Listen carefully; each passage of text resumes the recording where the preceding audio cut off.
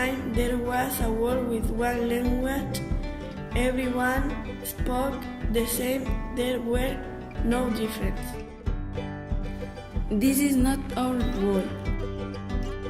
In this world there are more than 6,000 languages. People who speak the same language share a culture.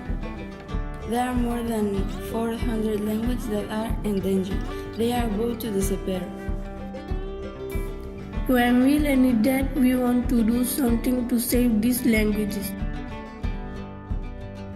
In our school, half of the students are Gypsy and only one of the students speaks caló. Caló is the language that the Gypsy community used for a long time. Only 100,000 people speak caló today. Something must be done to raise awareness about it. That's why we started Save Caló, the project. We explained to the students the importance of saving a language like caló. Every day we post a new word in caló.